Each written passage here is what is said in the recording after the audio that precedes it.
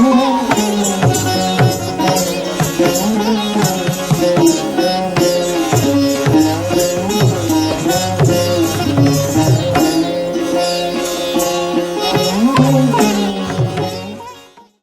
us about your early life, and you were born in Detroit to a working mother, and who supported you to dance, and not just dance, learn arts, and from a very liberal family. Tell us about your childhood. Well, as you said, I grew up in Detroit, Michigan. And Detroit is a very interesting city. It was a city that had a great deal of support for multicultural, multi-ethnic activities and performances. It was a city that actually was very cosmopolitan, and I was very fortunate, as you said, that my mother loved the arts. So I was aware that there was a great world out there. I was curious, I was interested. I knew that I didn't want to wait until I was old to travel. I took every workshop and opportunity I could. And by the time I was, I would say 13, I realized that much as I loved my Cicchetti classical ballet and loved modern dance, that the time commitment to be a professional dancer was more than I was ready to take away from other things. And I loved everything else. When I went to the University of Michigan, I was interested in the arts, I was interested in Asia, and it's hard now to think of what I had in mind, but I convinced the Honors College to let me apply to the board of directors to create my own undergraduate major, which I called Humanities, Fine Arts, and Asian Studies. At this point, I had been studying Manipuri dance, Tagore style Manipuri, with Minati Roy. She was Minati Basu when she was young. And I loved the Manipuri. I found it very lyrical, which suits my own personal style in dance. And after some time, I was not only performing for Tagore's birthday, Saraswati Puja, etc., but I actually was in a position when she had left Ann Arbor that I had to teach a group of Indian women. I applied for a Fulbright scholarship to come to India.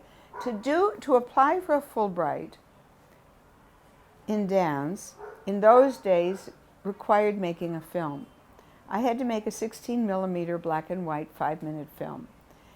And I happened to be chatting with someone, like the young man behind this camera, at a party, and saying, oh, what am I going to do? He said, oh, I'll tell you what. Let's split the cost of renting a camera, and I'll shoot you, and then I'll have the camera for the rest of the day. And we did it. Borrowed black curtains from somebody in the theater department. I went to Cleveland where my teacher was. I recorded her, and we made a film. Dili Anikadur, like that. And I got my Fulbright. So Sharon ji, Yeah. what year did you arrive in India? I got my Fulbright in 72. I arrived in July, I believe, 73. I had been given affiliation with the Manipur Jawaharlal Nehru Academy. However, foreigners were not allowed to be in Manipur. So I arrived in the summer of 73. I was affiliated not in Imphal because of restriction on foreigners, but at Triveni Kala Sangam to study with Guru Singhajit Singh. And he, of course, is a great artist and greatly knowledgeable about the tradition. At that time, there were no students, but he had the Triveni Ballet Company. And so I joined Triveni, was taking classes, daily classes. I lived in Bengali Market. One of the things about being a modern dancer in the era that I learned it is that a dancer is not just a mover. A dancer is someone who needs to know as much about everything as possible. You need to know music, you need to know art, you need to know philosophy, literature, architecture, etc. This is also, we all know, in the Indian tradition. To learn this, you must learn that. To learn that, you must learn that. But this is very much the intellectual framework of modern dance in the 20th century in the West. And so my collaborations and interactions with the artists, was wonderful. During my first year studying Manipuri, Guru Kelucharan Mohapatra came to Triveni and gave a workshop. And of course they did it on that open air stage. And I saw it, it was wonderful to see. I had no interest in participating. At the end of the second year, Guru Kelucharan Mohapatra returned to Triveni to give a workshop again. This time I said, I'm leaving India.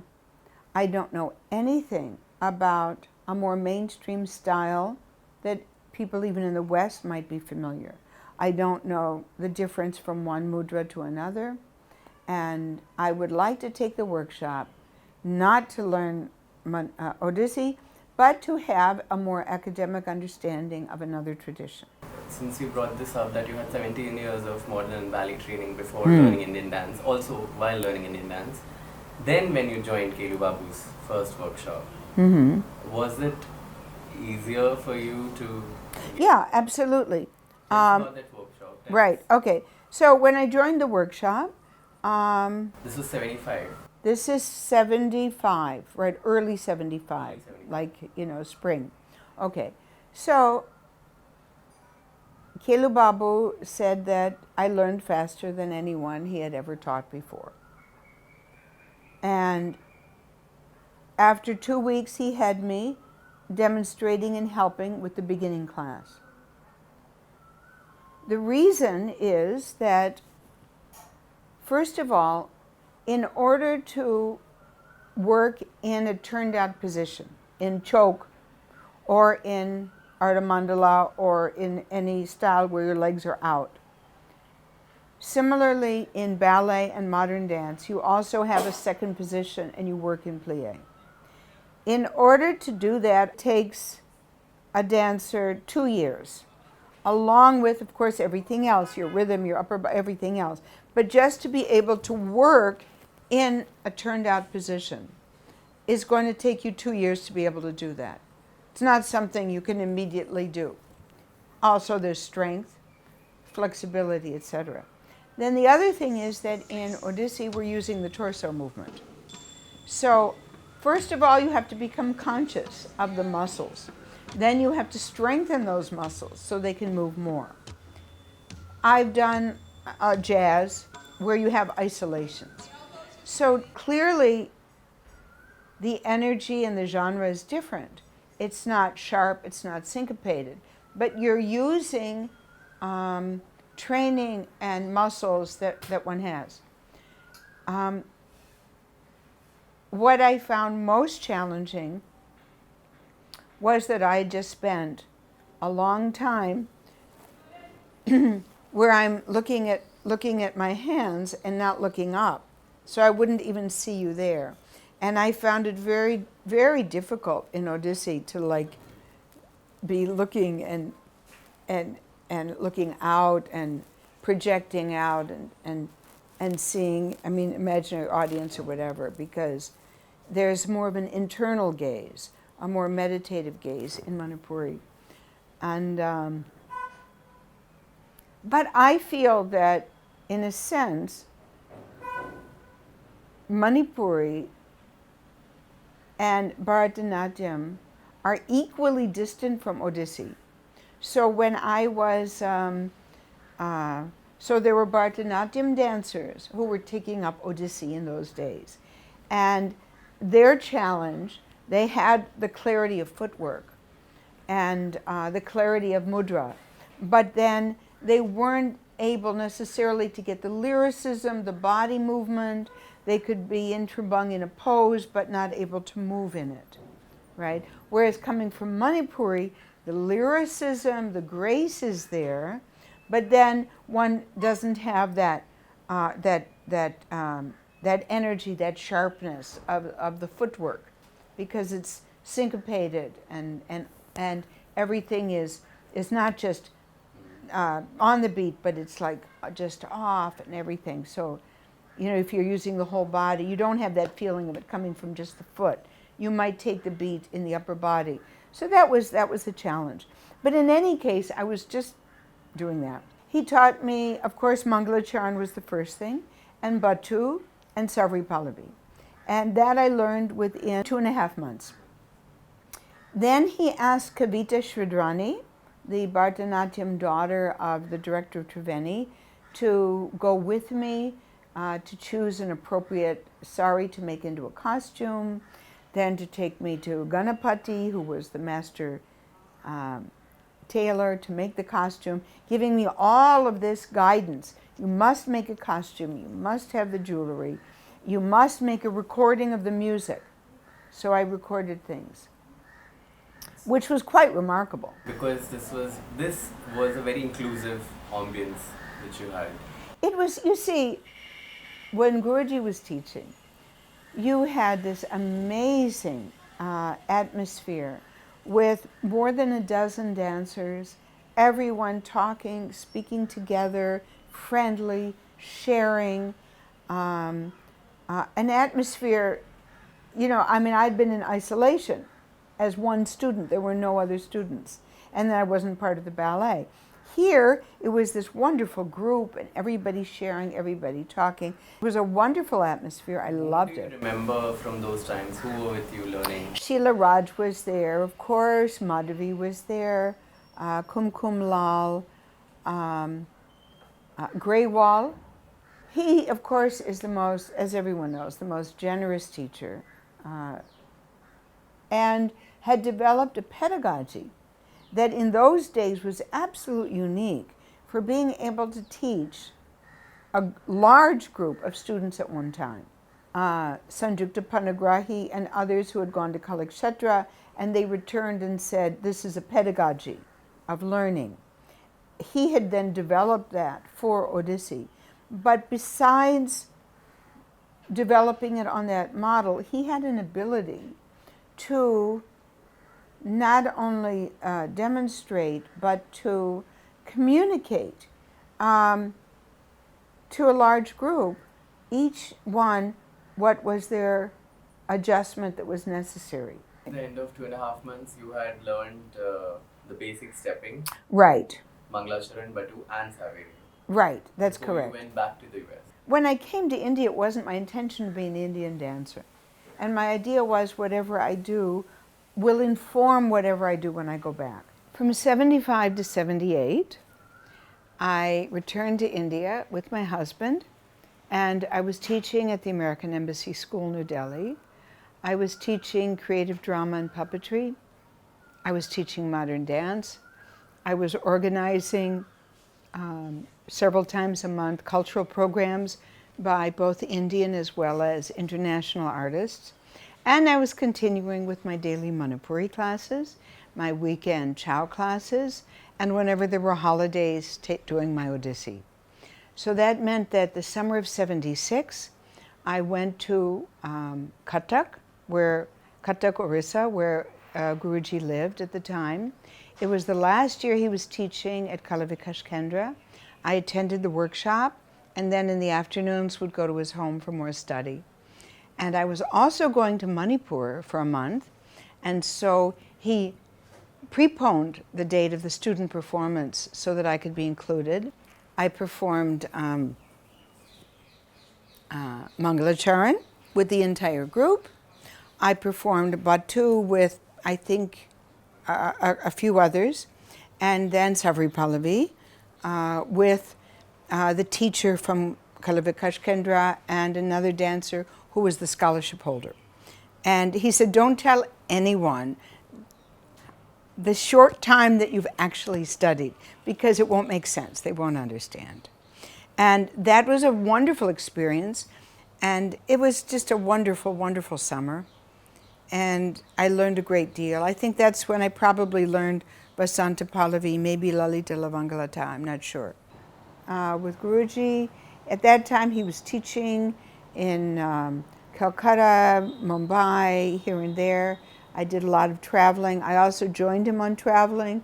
Sometimes one memorable occasion was after a workshop, he was going to Delhi via Allahabad, where Sanjukta Panigrahi was performing.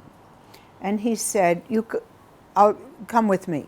So that I stopped off in Allahabad, and then we went on to Delhi. It was very important, because in those 2 days with Sanjukta and Raghunath Panigrahi and the team, I basically learned so much about how an artist interacts with your sponsors, with your musicians. I even learned things from Sanjukta, the extra bob pins she would put in so there won't be stray hairs, the way she twisted her hair as she did it. And she was always so kind, so generous. I have so much love and affection for her and her family. There is nobody like her, you know. There's Guruji, there's Sanjukta, and then there's Kumkum, Mohanty, and then after that, the rest, you know. So when you say you were dancing in 81, when you returned back Yeah. to scholarship, what all dancing were you doing? Manipuri, Chau and Odissi? I was doing everything. I started working on Yahi Madhava in Manipuri with Singajit. But we never finished it, because what happened was he was preoccupied with other things, and when he would come to class, he would not remember whatever we had done the last, and it was just kind of not really gaining any traction. I was continuing.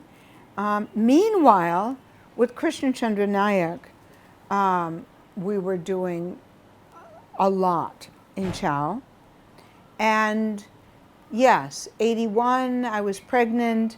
That's the time when 2 weeks before delivery, he insisted that I demonstrate the choreography for the Bharatiya Kala Kendra dancers for the ballet. I said, Guruji, look at me. I'm like this. He said, no, I've got emphysema, I had TB, I don't have the energy. I can show a movement once. I cannot keep doing it. I will show it once, then you do it. So I did it. The turning point about staying in India was something that many people are familiar with, a child's school. Where will you be? So when my daughter was 6 or 7, first standard, ready for second, I had to make a decision. Then I decided that, all right, if I'm in India, number one, I have live music. You can only really create and grow when you have live music. I have opportunities to perform that require new choreography because of the place, the location, the event, whether it's a Tansan Tyagaraja festival, whether it's Durdarshan, different languages, Sankat Mochan, doing for Hanumanji, doing in Kerala, Padmanabhan, doing in Bangladesh, Nazrul, Tagore, whatever. So I decided I would like to stay in India. So since you're talking about the glass ceiling which you had, challenges which you had as an American performing Indian dances in America, there were also a lot of glass ceilings and barriers which were there in India as a foreigner performing Indian arts. What were they and how did you come across them? Were you aware that there was a wall? I wasn't aware. That was very fortunate. I always tell people naivete will get you farther than courage and knowledge. There was no guidance. So there was, number one, no mentoring. I had no mentor. And I had no credibility. And there were no opportunities. So for instance, at Triveni, where I was a student of Manipuri, at Bharatiya Kala Kendra, where I was a student of Chau, neither institution included me in their annual student productions. I didn't even know that they were going to happen. Who would have told me? How would I know? And it wouldn't occur to me when I'm looking at them that, oh, these are students, I should be included. Today they include their foreign students. However, Kelu Babu was generous. There was a point when I was in Chicago, staying with my dear friend Joan Erdman, and doing a program at University of Chicago. And I have a large trunk because I'm doing Manipuri, Odissi, and Chau. I'm also got nappies and bottles, baby bag, and daughter. And my friend Joan lived upstairs. She said, my back's not good, I can't carry. And I'd made a decision. I said,